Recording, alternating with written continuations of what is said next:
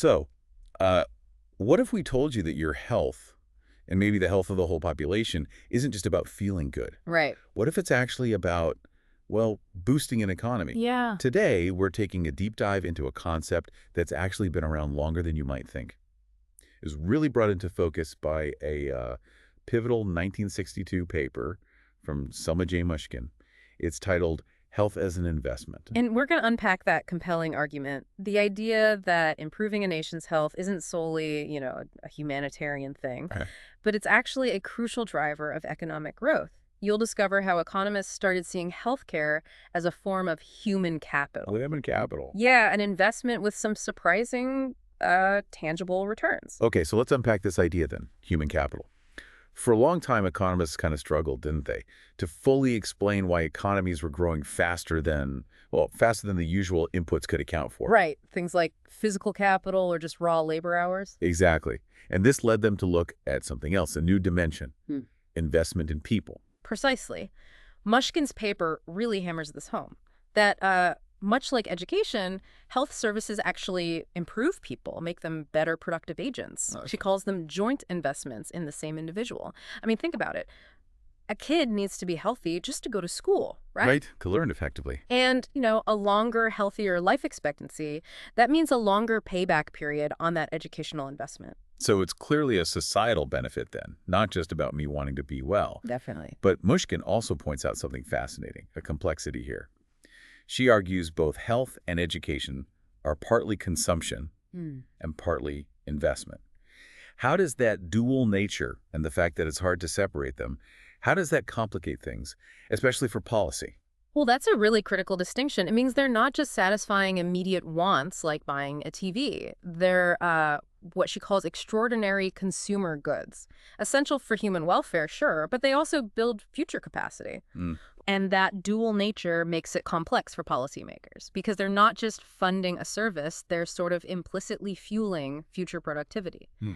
And what's also key, really key, is that investment in stopping contagious diseases, think smallpox, polio, that benefits the whole community. The spillover effect. Exactly, that spillover. It means private decisions, just individuals deciding, might undervalue health services, which could lead to, underproduction. Not enough of it. But if they're so similar, health and education, what makes health uniquely tricky to measure economically compared to, say, years of schooling? Yeah, that raises a really important question. Health programs, uniquely, they increase the numbers. The sheer quantity of people in the workforce by reducing deaths, reducing disability, whereas education, that mainly affects the quality of the workforce. Got it. But quantifying those quality changes from better health, that's much, much harder than just counting years of school. We often have to fall back on negative things like death rates or morbidity rates or rates of sickness. And this leads us straight into a really fundamental challenge, doesn't it? Yeah. Measuring health's real impact. How on earth do you separate health improvements from everything else going on? Like better housing, better food, or just people having higher incomes? Sickness and poverty, they often go hand in hand. It's a cycle. How do economists even start to untangle that web? It is incredibly difficult, no doubt. But economists have tried to put numbers on it.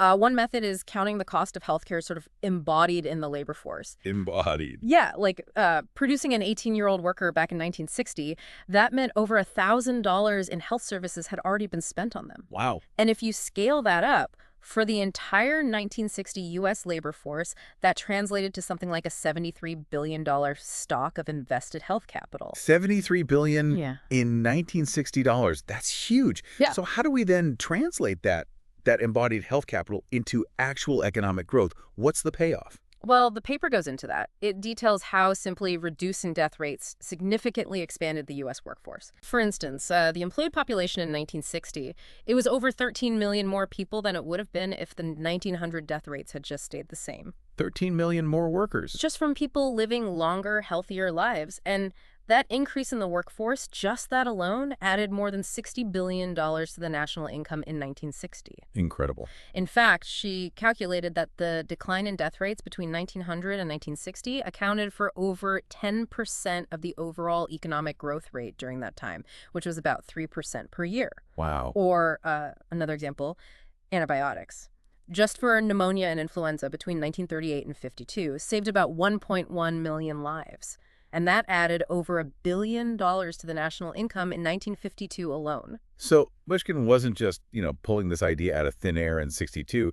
This whole concept of valuing human life economically actually has a pretty fascinating history, right? Though maybe a bit controversial sometimes. Oh, absolutely. For centuries, actually, thinkers wrestled with this. You had early figures like Sir William Petty back in the 17th century and Edwin Chadwick in the 19th century. They were trying to quantify the economic cost of preventable illness. Trying to put a number on it. Yeah. And then Irving Fisher, in a 1908 report, he estimated the human assets, the value of the people in the U.S. population, at $250 billion. $250 billion in 1908. And he said it greatly exceeds value of all other wealth. But this kind of work, well, it fell into disrepute for a while. Why was that? Partly because, the very idea of putting a dollar figure on a human life felt, well, crass or dehumanizing to a lot of people. I could see that. And there were also political controversies tangled up with it, often around proposals for national health programs back then. So, okay, it fell out of favor, but it seems like this way of thinking is finding new life now, especially with modern economic tools. It definitely has, yeah. Modern economists, using much more sophisticated cost-benefit analysis, they're applying these concepts all over. Public health initiatives, occupational health, even deciding where to put research funding. Well, they're calculating returns in things like reduced absenteeism from work, increased tax payments because people are earning more, higher productivity overall.